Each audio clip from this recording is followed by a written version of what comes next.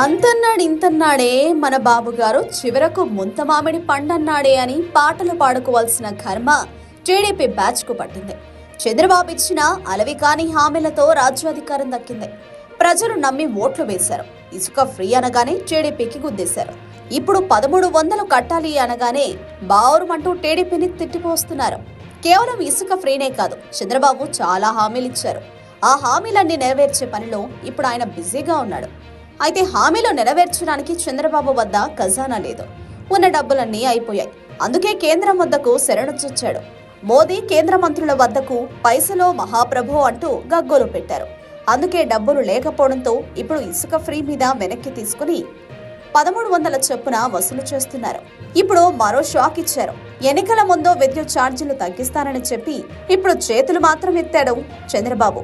ఎంతమంది పిల్లలుంటే అంతమందికి తల్లికి వందనం కింద 15,000, 18 ఏళ్ల నిండిన మహిళలకు నెలకు 18,000, 50 ఏళ్లకు బీసీ, ఎస్సీ, ఎస్టీ, మైనారిటీ మహిళలకు నెలకు 4,000 పెన్షన్ ఇవ్వాల్సి వచ్చినప్పుడు ఇప్పుడు నాలుక మడత పెట్టేశారు. చంద్రబాబు ఇలా పథకాలు అమలు చేయకుండా కొర్రీలు పెట్టడంపై మహిళా లోకం, ఏపీ ప్రజలే కాదు, ఆస్థాన పచ్చ మీడియా కూడా గగ్గోలు పెడుతోంది. చంద్రబాబు కోసం ఎన్నికల ముందు బట్టలు చింపుకున్న మహా టీవీ చైర్మన్ మహావంశీ ఇప్పుడు చంద్రబాబు పథకాల విషయంలో చేతులెత్తేశాడని, ఇది ఆయన ప్రభుత్వానికి దెబ్బ అంటూ చర్చలు పెట్టడం వైరల్ అయింది. ఆ వీడియోని ఇప్పుడు చూడొచ్చు. చంద్రబాబు నాయుడు గారు చేతులు ఎత్తేశారు, విద్యుత్ దాని మీద చేతులు ఎత్తేశారు ఆయన. మరి దానికి సంబంధించి అది ఒక పెద్ద ప్రమాదకరమైనటువంటి అంశం.